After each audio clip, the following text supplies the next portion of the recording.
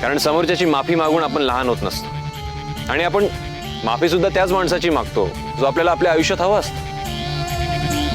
I, I am sorry. नाही, मी तुला सांगून जायला हवं होतं, पण अगं तुझी चिडचिड होईल म्हणून तुला न सांगण्याचा डिसिजन घेतला मी. But still I am really sorry.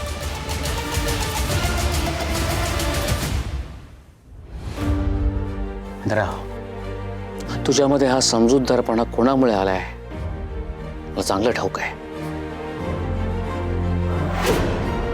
तुझ्यातला हा बदल खरंच सुखावणार आहे. माझा मुलगा खरंच खूप मोठा झाला, जाणता झाला, कसं वागलं पाहिजे, चुकल्यावर झुकतं माप घेतलं पाहिजे, प्रत्येक माणसाला त्याचा मान दिला पाहिजे, हे विचार तुझ्यामध्ये चांगले झिरपले आहेत. कायम ह्याच विचारांवर चालत राहा. आयुष्यात खूप पुढे जाशील. खरं तर सुरुवातीपासून माझ्या तुझ्याकडनं ह्याच अपेक्षा होती. भाऊ, माझ्यात हे बदल फक्त राणीमुळे झालेत. चांगलं वाईट त्याचे सगळे विचार तिने मला समजावून सांगितले. म्हणजे तिच्यात ना असं एक समोरच्याला हात धरून बसवून समजावण्याचं वेगळंच टॅलेंट आहे. आबा, कधी कधी टोमणे मारून शिकवते, कधी कधी चूक करू देते आणि मग त्या चुकांमधून कसं शिकायचं हे सुद्धा तीच सांगते. सो माझ्यात हे जे काही बदल झाले आहेत ना ते राणी सोबत असल्यामुळेच झालेत. आबा, अरे वा, म्हणजे माझ्या सुनबाईनं अशक्य गोष्ट शक्य करून दाखवली. जिंकलंच माझ्या पोराला, हो की नाही इंद्रा? आबा, आम्ही काहीच केलं नाही. इंद्रजित सरांनी स्वतःला बदलून दाखवले.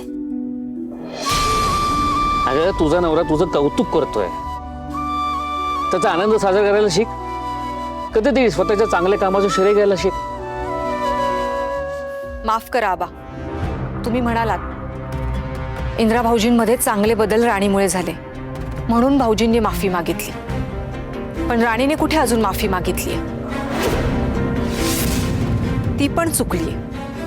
तिनं सगळ्यांसमोर कबूल केलं होतं ती भाऊजींबरोबर कुठेही जाणार नाही, पण गेली म्हणजे चुकलीच ना.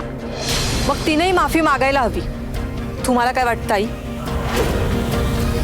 मी सुरुवातीलाच म्हटलंय, राणीची यात काही चूक नाही.